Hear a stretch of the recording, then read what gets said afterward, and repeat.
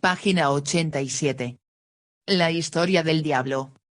Continuamos con el capítulo 3, el diablo en el cuerpo.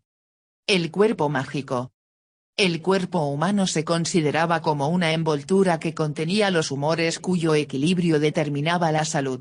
El hombre era por naturaleza caliente y seco, la mujer fría y húmeda, con diferentes combinaciones para dar los tipos variados. Por ejemplo, se consideraba que una mujer de características masculinas estaba más alejada que otra de su humedad constitutiva, pues se le creía más caliente y más seca que lo normal. Por lo tanto, los remedios tenían por objetivo restablecer el equilibrio de los humores internos. El diagnóstico se podía efectuar sin una observación directa, enviando la orina del enfermo a un doctor que definía un tratamiento adecuado. La medicina evacuativa, tan cara a Molière, existía desde varios siglos antes que él. En efecto, era necesario purgar los excesos de humores mediante la sangría o las lavativas, o incluso reforzar las características naturales del paciente a través de regímenes alimenticios bien escogidos.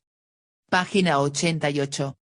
Un libro de recetas escrito en francés, aparentemente entre las fiestas de la Candelaria y de San Juan en 1358, daba las instrucciones para cada mes del año. En él se desaconsejaba la sangría en enero, se recomendaba beber vino en ayunas y consumir salvia, sal, jengibre como especias fuertes. En marzo hay que beber cosas dulces, así como se debe evitar comer carnes que hagan exonerar el vientre. En abril se recomiendan las sangrías carne fresca. En mayo no es conveniente consumir platos ni bebidas calientes, hay que bañarse a menudo y tomar sopas frías de todas las verduras. En junio se debe beber agua fría en ayunas y por la tarde comer lechugas al vinagre, pero la mujer debe abstenerse, pues en ese mes los humores descienden del cerebro. Tampoco hay que hacer sangrías en julio, agosto y septiembre, salvo en septiembre si es necesario, a condición de extraer poca sangre. Este mes son sanos todos los tipos de alimentos, consumidos con moderación. En octubre se hace la purga, es bueno comer uvas en ayunas y beber un poco de mosto o leche de cabra para limpiar el estómago. En noviembre como en diciembre hacen bien las sangrías, pues los humores se prestan a ello, pero es mejor no bañarse, y se puede consumir canela o hisopo. De enero a marzo es necesario conservar los fluidos corporales sin sangrías y evitar los alimentos evacuantes. La primavera anuncia la época de las sangrías y de una renovación corporal practicada mediante los baños, la alimentación y la abstinencia sexual. En síntesis, aquí aparece la noción de calentamiento excesivo, del aumento del vigor, cuyos excesos es necesario combatir. La alusión a las mujeres implica que las recetas conciernen principalmente al cuerpo caliente y seco del hombre. Salvo quizá la mención de las bebidas y comidas calientes de mayo. Este era el mes del galanteo amoroso, antes de ser consagrada virgen por la Contrarreforma, lo cual, en lo sucesivo, llevó a considerar poco propicio para las nupcias. El verano era un momento en que la sangre debe permanecer en el cuerpo, sin duda para responder a las necesidades físicas intensas del periodo de las cosechas, pero quizá también porque la salud parecía tener menos necesidad de intervenciones médicas. El otoño inaugura un segundo ciclo purgativo anual para limpiar el estómago y equilibrar los humores mediante las sangrías. La prohibición de los baños indica que el exceso de enfriamiento no es recomendable en noviembre y diciembre, los meses en que el tiempo se torna cada vez más fresco. Estos conceptos, que un lector del siglo XXI se vería tentado a considerar puramente populares, en el siglo XVI formaban la teoría de la medicina más erudita. Las dificultades enfrentadas por aquellos que deseaban desarrollar investigaciones anatómicas no solo incluían la oposición de la Iglesia, sino también los problemas técnicos planteados por la disección, el inmenso respeto por el saber antiguo y la orientación de la medicina hacia una fisiología y patología de los humores. Aún así, esto no se debe atribuir al inmovilismo de la ciencia médica. El retorno a las fuentes antiguas operado bajo la poderosa influencia del humanismo dio lugar, durante mucho tiempo, a un modelo teórico de la enfermedad heredado de Galeno. Sin embargo, Los cambios de mentalidad y las nuevas actitudes religiosas afectan intensamente la visión de la enfermedad. Los innovadores como Jim Fernell, 1497-1588, padre de la fisiología y de la patología, no eran por eso menos profundamente de su tiempo.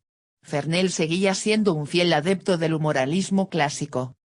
Sin embargo, las razones que explicaban el conjunto se modificaron para todos los médicos. Se descubrieron nuevas enfermedades, principalmente aquellas que hoy llamamos infecciosas, como la sífilis, la gripe o la tos ferina. Para explicar la aparición de estos nuevos flagelos, que azotaban en particular la América recientemente descubierta, el pensamiento médico debió apelar a nociones reprobadas o, en todo caso, poco admitidas en la antigüedad, el contagio y la influencia astral. Los astros tenían influencia sobre la salud de los seres humanos. Si bien la segunda remitía sobre todo a las teorías vitalistas e incluso místicas de Paracelso, afectó de manera mucho más amplia el mundo científico a través de la idea según la cual el hombre es una suerte de reflejo del mundo, el microcosmos, el cuerpo, está relacionado con el macrocosmos, el universo, por analogías estructurales omnipresentes. Compartida por los poetas y los hombres de letras, esta teoría, aunque poco novedosa, adquirió una influencia creciente y dejó en la imaginación popular occidental una huella fulgurante hasta nuestros días. En cuanto al principio del contagio, en mi opinión, es el vector principal de una visión mágica del cuerpo, cuyo aspecto sombrío fue el de contribuir a ratificar las tesis demonológicas y desencadenar las cazas masivas de brujas. El nexo entre estos fenómenos, como se verá más adelante, surge de la percepción de los efectos de la enfermedad en las causas de la epidemia, donde el diablo juega su rol en la producción de los vapores de la peste y en la transformación de la envoltura carnal de las brujas también considerada contagiosa. La secta diabólica adquirió un nuevo sentido por su poder de contaminación, en un momento en que la idea en cuestión atormentaba tanto a los médicos como a sus clientes.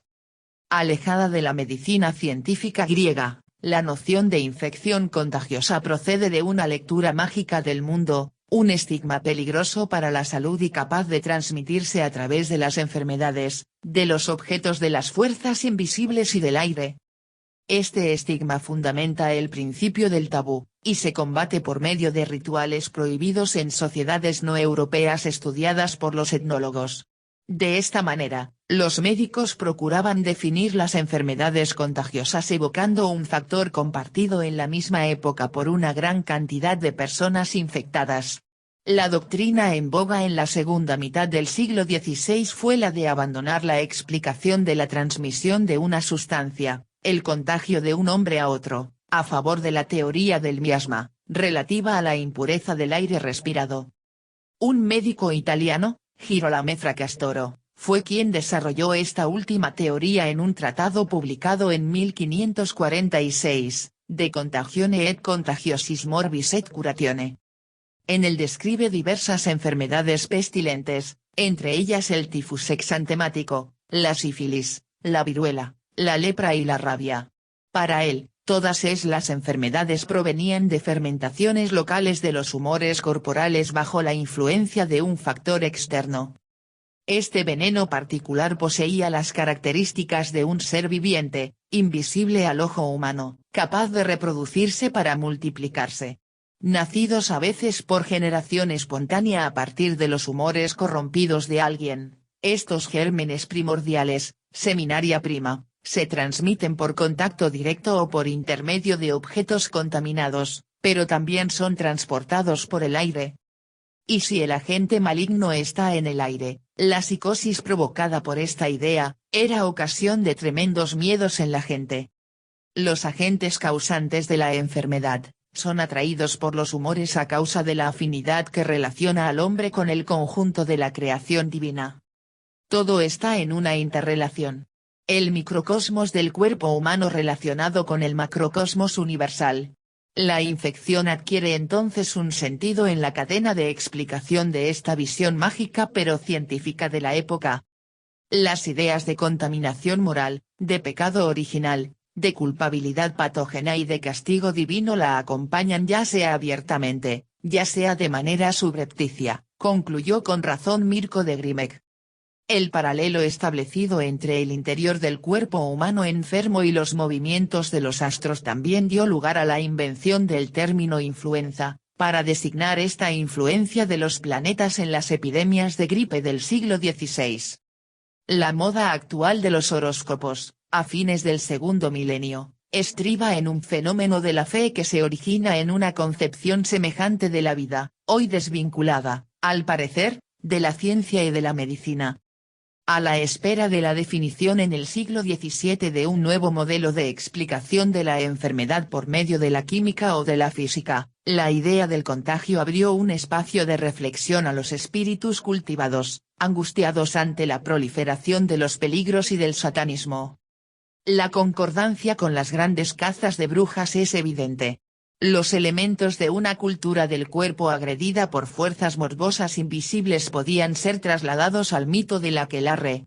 Este, a su vez, daba un sentido al misterio de la enfermedad. El tabú fantasmal proyectado de esta manera en la figura de Satanás provenía del temor al aire, entonces infectado de epidemias. ¿Cómo podrían entonces escapar a esto, si todos respiramos, y el bicho está en el aire y no puede percibirse? Más adelante se verá que el demonio se encontraba directamente relacionado con las pestes y con los olores repugnantes. Mientras tanto, es necesario precisar lo que el conocimiento médico aportó al tema del cuerpo. Página 91.